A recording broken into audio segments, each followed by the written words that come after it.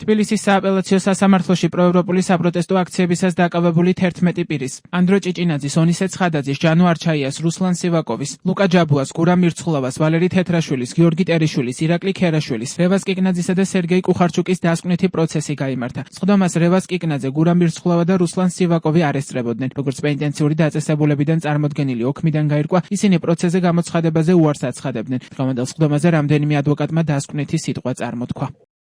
11 პირიან პროცესზე უკვე წარადგინა ბრალდების მხარემ საკუთარი დასკვნითი სიტყვა, ის რაც საქალაქო სასამართლოში თქვა, არაფერი ახალი და მეტიც დღეს კიდევ უფრო რთულია მისი მდგომარეობა, იმიტომ რომ განაჩენშიც კი არ არის ნახსენები, რომ ძალადობრივ მოქმედებებს ჰქონდა ადგილი. ბრალდების მხარე ითხოვს, რომ 225 მუხლი, ანუ ის მუხლი, რაც თავიდან ჰქონდათ ბიჭებს ბრალდების სახით წარდგენილი, ანალოგიურად დარჩეს ძალაში და ამ მუხლით გამოვიდეს გამამტყუნებელი განაჩენი, ხოლო რაც შეეხება დაცვის მხარეს, ჩვენ 225 მუხლთან მიმართებით სულად უკვე გავამართლეთ ჩვენი დაცვის ქვეშ მყოფები და ამჯერად უკვე გადაკვალიფიცირებულ მუხლს 226 მუხლს ვითხოვთ, რომ ის არ დარჩეს ძალაში. სავარაუდოდ ორ პროცესში უკვე დასრულდება მთლიანი განხილვა აპელაციაში და ნახოთ რა გადაწყვეტილებას მიიღებს სასამართლო. არანაირი მტკიცებულება სისხლის სამართლის საპროცესო კოდექსი ითხოვს, რომ სახეზე იყოს 2 ამეტი პირდაპირ მტკიცებულება, რაც დაადასტურებს პირის ბრალეულობას. არა თუ 2, არათა ერთი მტკიცებულებაც კი არ არის, რაც მიუთითებს, რომ ირაკლი ქერაშვილი რაიმე ჯგუფში იყო, რაიმე მართლმსაჯულება და ბრალეულ ქმედებას ახორციელებდა. შესაბამისად დაუსაბუთებელი არის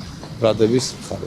სხდომაზე მსჯავრდებულებსა და მანდატურებს შორის მცირე შელაპარაკება იყო. ანდრო ჭიჭინაძე მანდატურის სამსახურის თანამშრომელს, რომელიც დაკავებულისთვის განკუთვნილი სპეციალური შემინული ადგილის წინ იდგა, სთხოვა გაწეულიყო, რადგან ოჯახის წევრების დანახვასა და მათთან კომუნიკაციაში ხელს უშლიდა. ამის შემდეგ ადვოკატმა თორნიკე მიგინეიშვილმა მოსამართლეს განუმარტა, რომ მსჯავრდებულები პროცესს ხელს არ უშლიან, არ ხმაურობენ და ოჯახის წევრებს ჟესტების ენაზე ეკონტაქტებიან, რაშიც მანდატურის კონკრეტული თანამშრომელი ხელს უშლიდა. მოსამართლის თქმით, მანდატურს ვერ მიუთითებდა სადგამდგარიყო, ვინაიდან ის ვიზუალურ კონტროლს ახორციელებდა. საბოლოოდ მსჯავრდებულების თხოვნა გაითვალისწინეს.